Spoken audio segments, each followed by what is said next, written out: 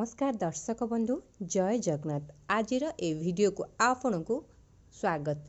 दर्शक बंधु वास्तु अनुसार जेपरी आमे केउ दिगरे घर कले आम पई शुभ होइते ठीक आपण माने जदि एमिति किछि फूल पाखरे रखुसंती तो हुए तो से फूल आपण को दुख दुर्दशा को टाणी आने। ता सहित एमिति भी मध्यम फूल अछि जोई फूल दुईटी को आपण आपणक पाखरे रखिले धनर वर्षा हेबा सहित आपण कोटिपति बनी पारंती। तो आसंतु आज ए वीडियो माध्यम रे जानिबा केउ फूल रखिले आपणकर अत्यंत शुभ हेबा सहित आपणक जीवन रे धनर वर्षा होई थाए। आपण माने जदि आम चैनल रे नुआ अछंती निहाती आम चैनल को सब्सक्राइब कर दियंतु जहा फल के हमर प्रथम नोटिफिकेशन आपणक पाखरे जाई पहुंची परिबा। एई वीडियो माध्यम रे आपण जानि परिबे आपणक जीवन रे घटुथुवा समस्त समस्या किपरि अति सहज रे समाधान हेबो। तो दर्शक बंधु एबे आसुन जानिबा अपराजिता फूल विषय रे। अपराजिता जहा कि केबे हारी न थाए। हां दर्शक बंधु एही अपराजिता फूल केबे भी आपणक जीवन रे दुख दुर्दशा आनी न थाए आउ केबे भी आपन को परास्त करबा को देई न थाए। देवदेव महादेवंकर नाम अटे।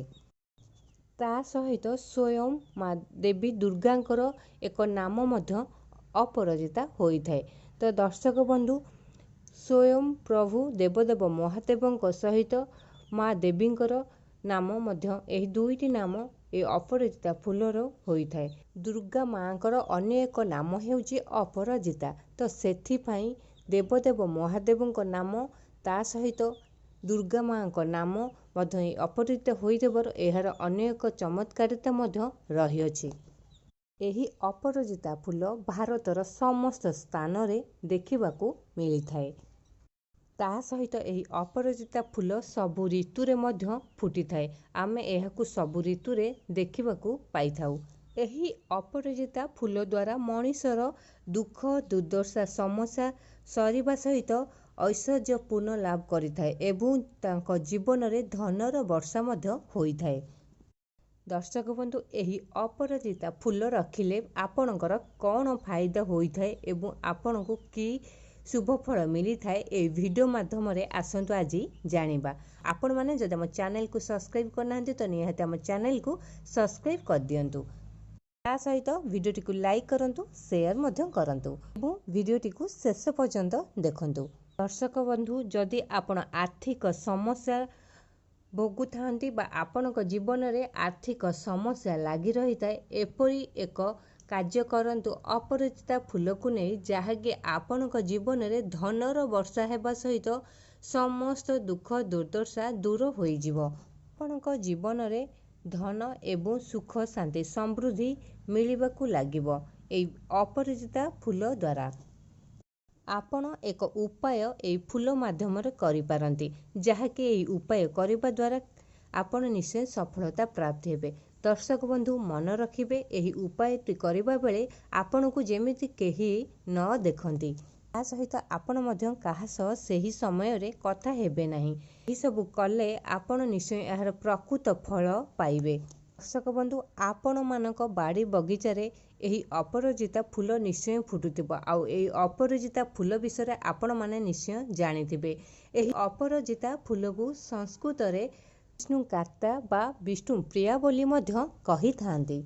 एही अपराजिता फूल केवल शिव पार्वती गणेश कार्तिककर प्रिय नुहे। एही अपराजिता फूल मध्य अपराजिता फूल स्वयं प्रभु हनुमान एवं प्रभु शनिदेवंकर ता सहित लक्ष्मी नारायणकर मध्य एही अपराजिता फूल अति प्रिय होई थाए।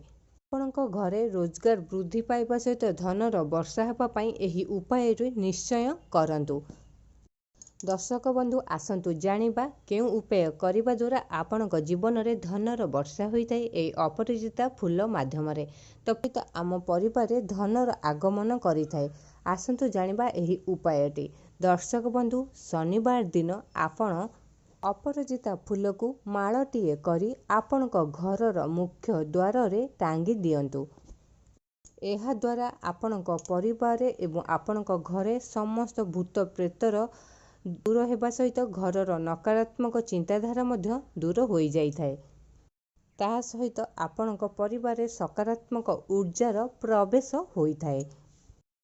ତା ସହିତ ଏହି ମାଳଟିକୁ ଆପଣ ହନୁମାନଙ୍କୁ ଅର୍ପଣ କରି ସେହି ମାଳକୁ ଆଣି ଆପଣଙ୍କ ମୁଖ୍ୟ ଦ୍ୱାରରେ ଟାଙ୍ଗି ଦିଅନ୍ତି।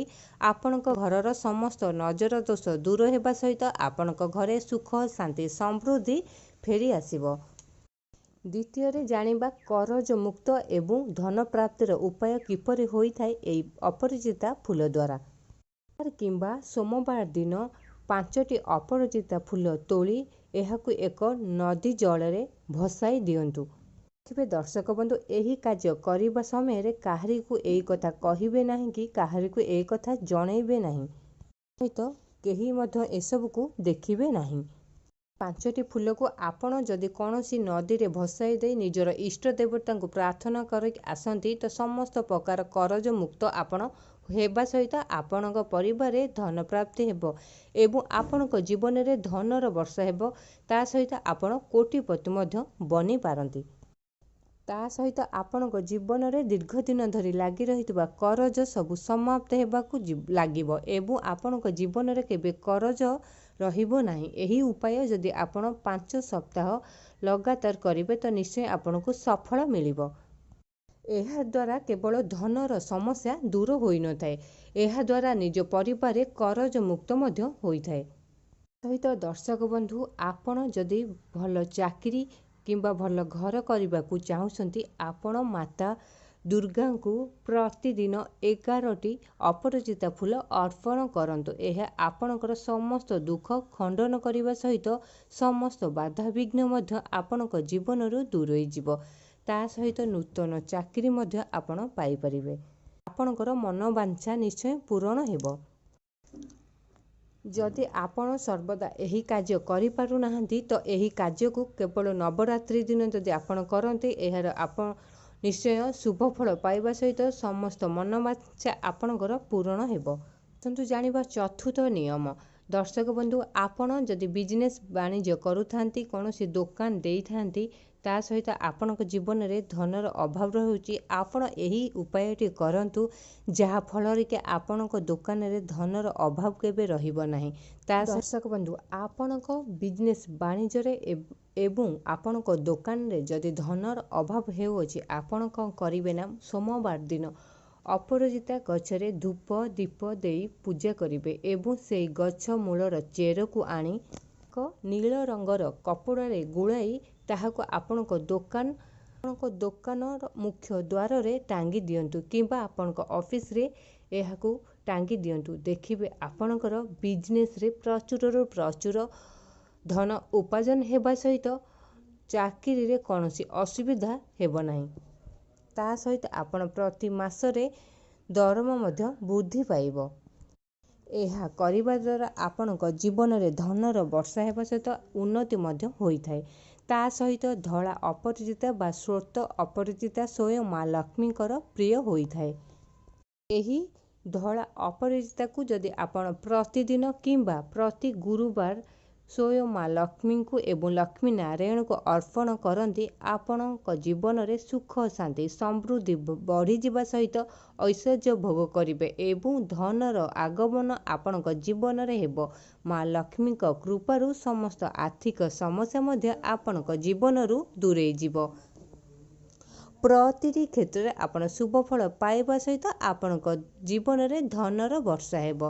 ତ ଦର୍ଶକ ବନ୍ଧୁ, ଏଇ ସବୁ ଥିଲା ଅପରାଜିତା ଫୁଲର ମହାତ୍ମା। ଆପଣମାନେ ଯଦି ଏହିସବୁ କାର୍ଯ୍ୟ କରନ୍ତି, ଏହି ଉପାୟ ଯଦି ଆପଣଙ୍କ ଗୃହରେ କରନ୍ତି ନିଶ୍ଚୟ ଆପଣ ସଫଳତା ପାଇବା ସହିତ ଆପଣଙ୍କ ଜୀବନରେ ଧନର ବର୍ଷା ହେବ। ତା ସହିତ ଋଣ ମୁକ୍ତ ଏବଂ ଦୋକାନରେ ବିଜନେସ୍ ବାଣିଜ୍ୟରେ ପ୍ରଚୁରରୁ ପ୍ରଚୁର ଅର୍ଥ ପାଇବେ। ତ ଦର୍ଶକ ବନ୍ଧୁ, ଆପଣମାନଙ୍କୁ ଆମ ଭିଡ଼ିଓଟି କେମିତି ଲାଗିଲା ନିହାତି କମେଣ୍ଟ ବକ୍ସରେ ଜୟ ମା ଲକ୍ଷ୍ମୀ ଲେଖି ଜଣାଇବା ସହିତ ଭିଡ଼ିଓଟିକୁ ଲାଇକ୍ କରନ୍ତୁ, ସେୟାର କରନ୍ତୁ ଏବଂ ଚ୍ୟାନେଲଟିକୁ ସବସ୍କ୍ରାଇବ୍ କରନ୍ତୁ। ଆପଣମାନେ ଆମ ଭିଡ଼ିଓରୁ ଏହିଭଳି ବାସ୍ତୁ ଟିପ୍ସ ବିଷୟରେ ଜାଣିପାରିବେ। ତା ସହିତ ଆପଣଙ୍କର ସମସ୍ତ ସମସ୍ୟାର ସମାଧାନ ମଧ୍ୟ ଆମ ଭିଡ଼ିଓ ମାଧ୍ୟମରେ ପାଇପାରିବେ।